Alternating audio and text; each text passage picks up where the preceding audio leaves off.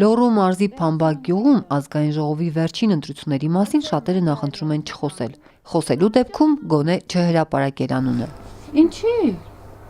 Վախում եք։ Ինչի՞ց։ Չէ։ Դրանն կասեք։ Չէ, չեմ ասում։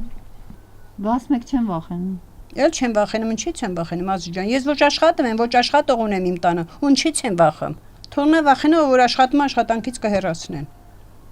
Կհեռացնեն, բայց։ Խի չեն հեռացնի, մի ինչ չեն անում, որ այդ չանեն։ Աշխուժ են խոսում, բերանես բաց չեն կանել։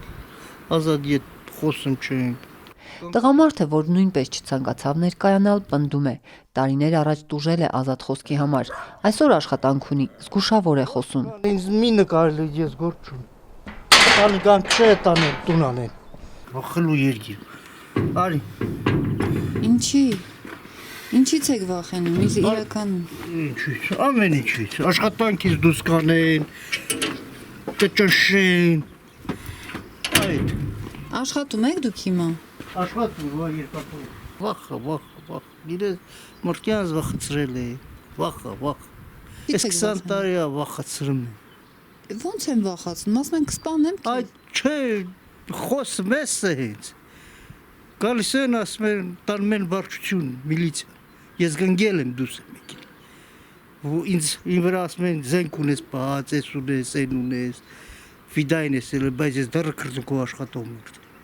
Դե հիմա ասում են արդեն ժողովրդավարական երկրում ենք ապրում։ Այդ միայն ասում։ Ես օրինակ չեմ հավատում։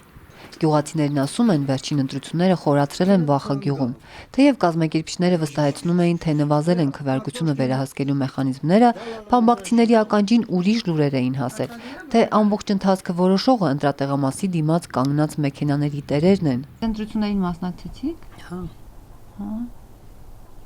Հետո։ Ուզած չուզած։ Ինչի ուզած։ Բա ինչ անենք։ Ստիպված։ Այսինքն ստիպեցին, որ մասնակցեք, թե։ Չէ, չստիպեցին։ Վա։ Իրանք էլ գիտեն, որ եթե հանկարծ մի ուրիշի ընտրեն, ես իմ ինչ կանեն։ Հանրապետականն ու վերջ, էլ ուրիշ մարդ չկա։ Այսինքն դուք չէի կարա գնաք ուրիշին ընտրել։ Բա հետո։ Այսինքն ինչ կլինի։ Հետո էլ կգային կասեն ինչի եք այդ մարդին ընտրել։ Այնտեղ ով է տենում դու եք ընտրել։ Խի չեն տենում 100 տեսախցիկներ են դրել։ Մարդիկ հո միամիտ չեն այդքան։ Ախր այդ տեսախցիկները հո չեն նկարում դուք ում եք քվեարկում։ Որքանով համոզված ենք, որ չեն նկարում։ Որովհետև մեր մոտ մեկը գնացել էր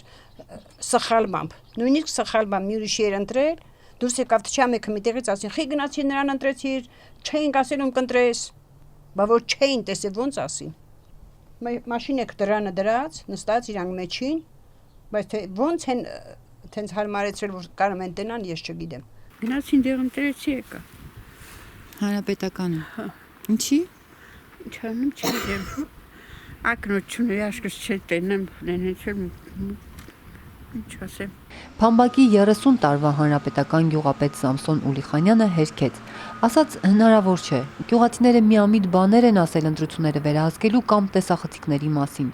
Բացառվում է, ոնց կարող է տես բանել։ Գյուղապետն ասում է, գյուղում հանուն իրեն են քվեարկել հանրապետականի օգտին, հույս ունի, որ գյուղապետի հաջորդ ընտրություններին եւս կընտրեն իրեն։ Այսքան տարիներ արդեն աշխատել եմ ժողովրդի հետ մերված իրանք ինձ գիտեն, ես ամեն մեկի հոգսը գիտեմ, դառնուցավը գիտեմ, տենց էլ ընտրում են աշխատում են։ Հենց չընտրեն կգնամ Ռուսաստան։